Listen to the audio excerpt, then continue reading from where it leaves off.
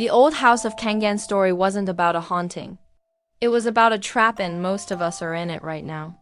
We are clinging to something toxic, an object, a job, a relationship, a belief, telling ourselves, "Puede na yan." And that mistake may be scarier than the being behind the locked door. When we first wrote the Kang'gan story, the biggest challenge wasn't inventing the scares. It was figuring out why they didn't just leave. Logically, any family would evacuate. But they didn't. They stayed. And that's the part of the story that carries the deepest meaning. We stayed because we've all been that family. We've all looked at a difficult situation, that house, that job, that relationship, that object, and told ourselves, it's the best I can do right now. In the Philippines, we call this immediate compromise "puwera na yan." It means, it's good enough. But the real trap is what happens next. The temporary solution becomes a way of life. That period of, for the meantime, Pansamantagal, turns into so long, Tagal. The mistake isn't just settling, it's falling into the Pansamantagal trap, where the temporary toxic situation becomes our permanent reality. So the question we have to answer is, when does settling for good enough actually become a threat to your life? And how do we break out of the Pansamantagal prison? If the Kang'gan family knew the house was toxic, why didn't they leave? The answer lies not in the haunting, but in us.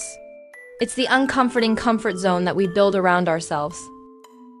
When we're stuck, the pain we feel right now, the screaming boss, the leaky ceiling, the bad relationship, it's a pain we already know.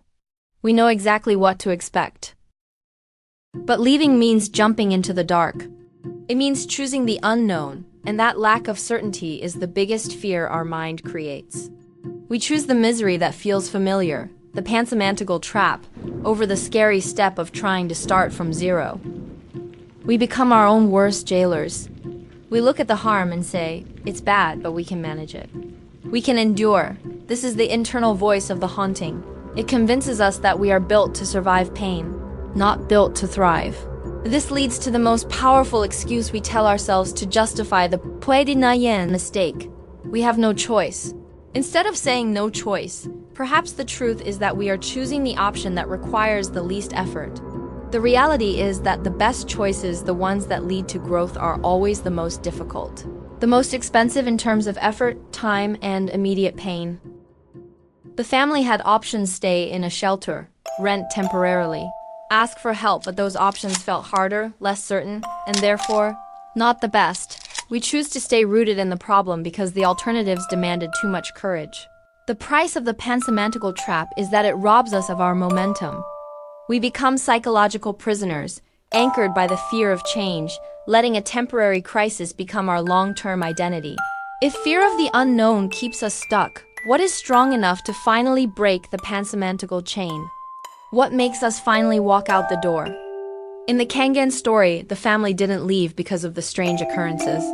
They left when their core value was directly threatened, specifically, the safety of the youngest child. That threat was the undeniable, non-negotiable line they could not cross. This is true for all of us. We don't usually leave a bad job or a toxic relationship because of a simple realization.